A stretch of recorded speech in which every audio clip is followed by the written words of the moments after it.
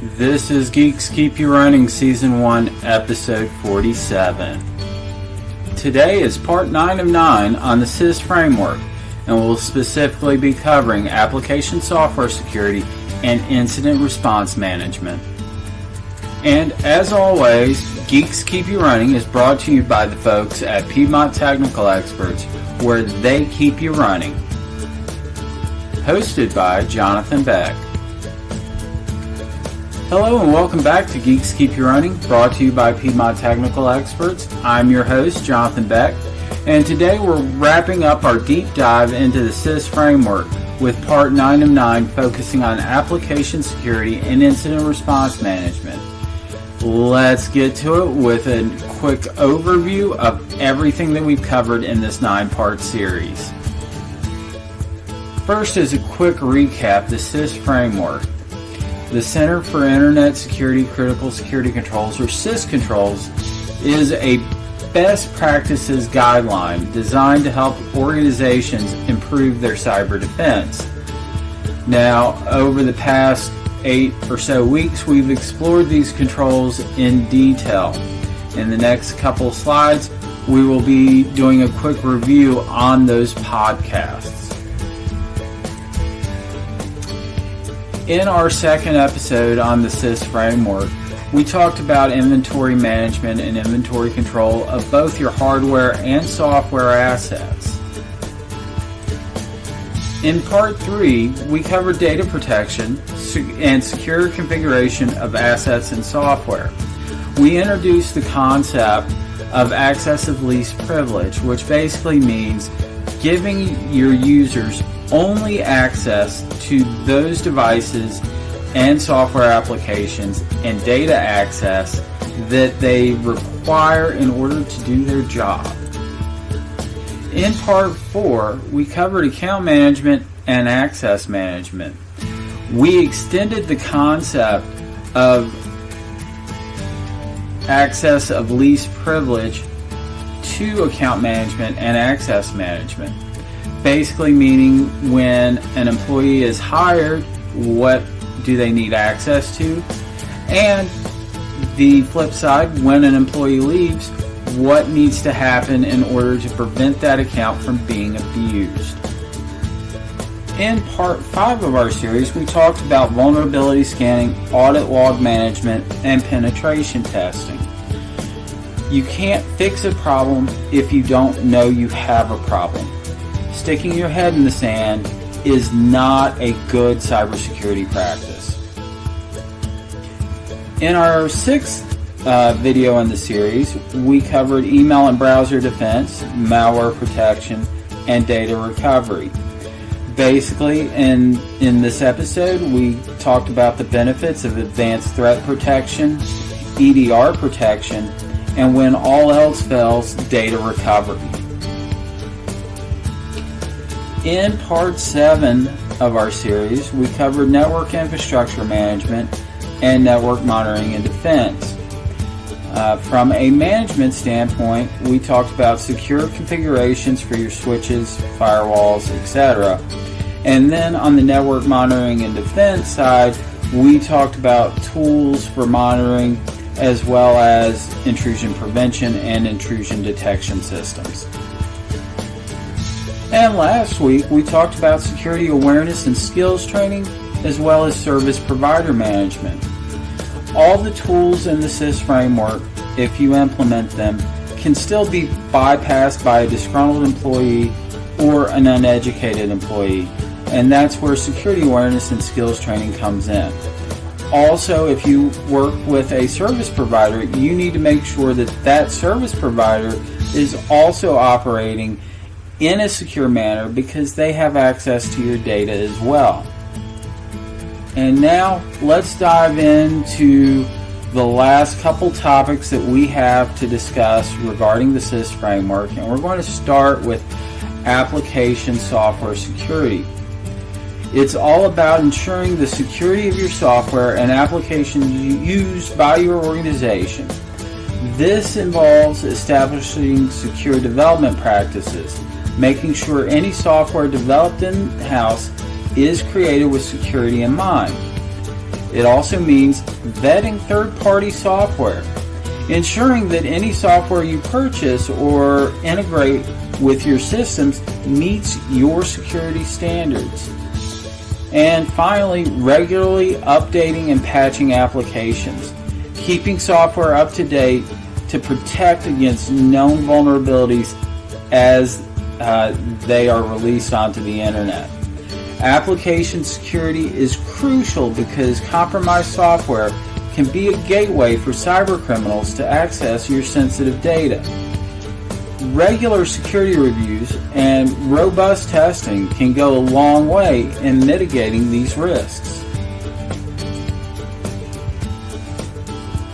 So even if you do all the right things, that doesn't mean that a bad thing won't happen. The same is true in cybersecurity. If you do all the CIS controls, it doesn't mean that you're completely protected against getting ransomware or getting hacked. That's where incident response management comes into play. This control focuses on establishing a planned approach to detecting, responding to, and recovering from cybersecurity incidents. Key pieces to incident response management include developing an incident response plan. That's going to outline key individuals that will be executing the plan, outlining the procedures for properly handling security incidents.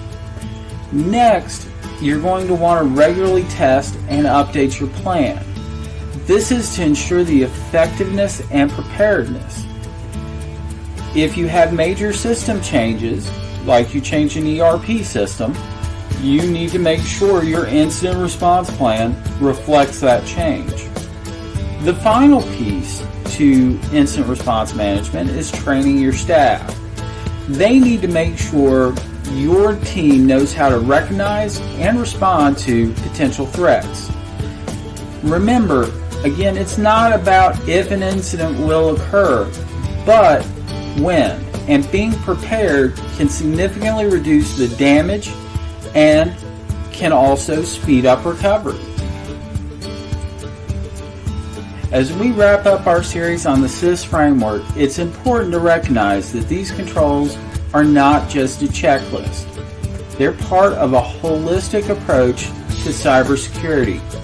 Implementing these controls can help protect your business from the ever-evolving landscape of cyber threats.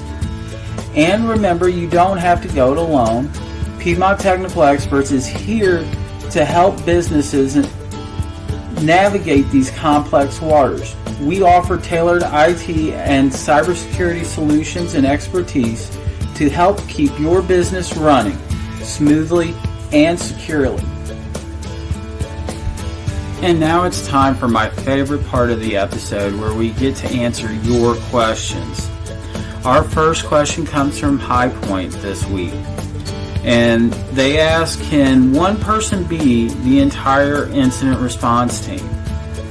I'm going to say this is a qualified yes. Technically, one person could do all the pieces of an incident response plan. However, my recommendation is ideally you have at least two, even if one of those two is an outsourced resource. One individual would be responsible for directing team members and directing the incident response plan, as well as handling the communication, while the other member focuses on isolating, remediating, and then one or both of those individuals would focus on the root cause analysis of the breach and developing the prevention plan to stop future breaches of a similar nature. Our second question comes from Burlington, North Carolina, and they ask, how do you know if a third-party application is secure? Well, this is all about asking the right questions before the purchase. Some of those questions include, does the program require administrative rights to run properly? Next, does the application store credentials in plain text, or is it encrypted? Does the application communicate over secure channels? Frankly, all of these questions also apply equally to in-house apps as well. Our final question for today's episode comes from Greensboro, North Carolina, and asks, I've got a 2-person business, and is the CIS framework overkill for me? Well, this is a wholehearted no. Your implementation and product selections that you need to implement the CIS framework may look different in your business as to a Fortune 500 company, but the practices and the tools are good for businesses of all sizes. Well, that's it for today's episode of Geeks Keep You Running. I hope you found our series on the CIS framework insightful and helpful. Stay tuned for upcoming series and new episodes where we'll tackle other hot topics in the world of IT and cybersecurity. This is Jonathan Beck signing off. Stay safe, stay connected, and remember, at Piedmont Technical Experts, we're the geeks that keep you running. Again, we hope that you liked this episode of Geeks Keep You Running and the series on the CIS framework, and if you did, we definitely want to know about it. Remember to like, comment, share, and subscribe to our podcast and video channels. Have a great day.